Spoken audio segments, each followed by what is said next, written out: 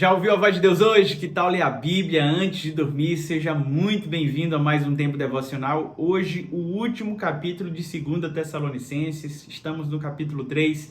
Aqui o apóstolo Paulo inicia com uma breve oração, mais uma vez exortando esta igreja, e termina com uma orientação muito prática e pertinente para os nossos dias.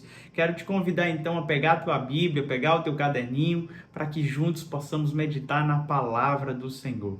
Ele começa o capítulo 3 pedindo para que aqueles irmãos possam estar juntos com ele em oração. E qual era o motivo da oração? Que o evangelho se propagasse de maneira rápida, acelerada, assim como foi em Tessalônica.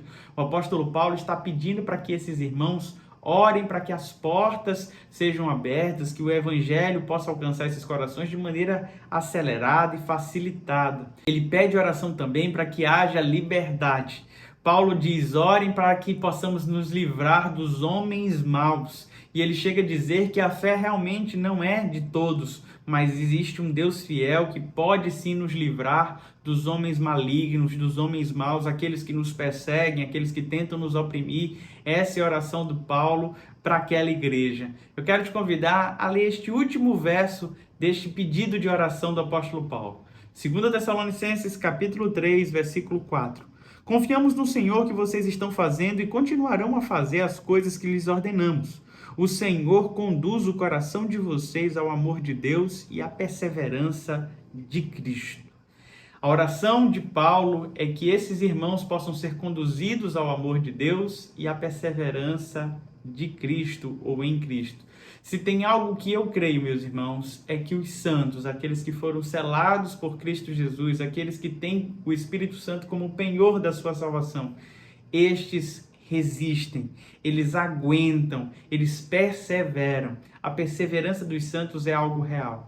Se você está esmorecendo, se você está pensando em desistir, clame ao Senhor, pois Ele, por meio do seu Santo Espírito, pode te dar ânimo para perseverar nesta caminhada, continuar firmados no Senhor e nos livrar das tentações, nos livrar dos homens maus, trazer liberdade ao nosso coração, mesmo em meio a dias tão sombrios. Diante desta fala do apóstolo Paulo, ele começa agora um assunto que estava incomodando profundamente Paulo desde a primeira carta. Existia um grupo de irmãos que, entendendo que a vinda de Jesus era iminente, decidiram abandonar os seus empregos e viver de maneira ociosa esperando a vinda de Cristo. Nesta segunda carta, a ideia é que Cristo já havia chegado e eles foram abandonados. Então, esses irmãos que estavam ociosos mudaram a desculpa, dizendo: agora para que eu vou trabalhar se Cristo Jesus já veio? Não faz mais sentido a vida. E eles ficavam de maneira ociosa, dependendo uns dos outros, sendo pesados. Paulo, então, cita o seu próprio exemplo, dizendo: quando eu estive com vocês, não fui pesado para ninguém. E ele incentiva esses irmãos que trabalhem, não deixem de trabalhar. Olha como Paulo organiza todas essas ideias. 2 Tessalonicenses, capítulo 3, a partir do verso 10. Quando ainda estávamos com vocês, não lhes ordenamos isto: se alguém não quiser trabalhar, também não coma. Pois ouvimos que alguns de vocês estão ociosos, não trabalham, mas andam se intrometendo na vida alheia. A tais pessoas ordenamos e exortamos no Senhor Jesus Cristo que trabalhem tranquilamente e comam o seu próprio pão. Quanto a vocês, irmãos, nunca se cansem de fazer o bem. Que advertência severa do apóstolo Paulo. Sabe, a preguiça não deve fazer parte do povo de Deus. A procrastinação, por mais que seja um dilema da nossa geração, muitas pessoas vivendo o drama do TDAH, do pensamento acelerado ou de crises de ansiedade, infelizmente têm optado por abandonar o labor, abandonar o trabalho. Eu entendo que diante do adoecimento, muitas vezes nós precisamos recuar, diante de uma crise de burnout, tantos outros cenários. Mas eu e você nunca podemos ter como motivação do nosso coração a preguiça. A preguiça não pode fazer parte da vida do cristão. E na igreja eu sei que muitas pessoas tentam ali se aproveitar da bondade dos irmãos e ficam encostados, pedindo aqui, pedindo ali. A igreja do Senhor foi colocada por Cristo aqui na terra para cuidar, sim, do órfão, da viúva, dos santos, daqueles que fazem parte da nossa comunidade. Mas o alerta é: se você é um servo de Cristo Jesus, não seja pesado a ninguém. que você possa olhar as coisas à sua volta e encontrar um labor, encontrar um trabalho. Não fique ocioso.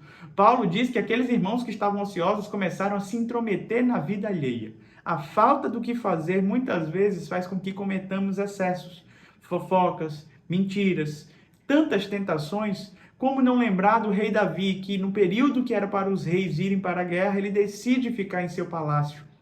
E num passeio pela varanda, ele avista Batseba e diante do seu ócio, ele então atrai para o palácio e acaba adulterando.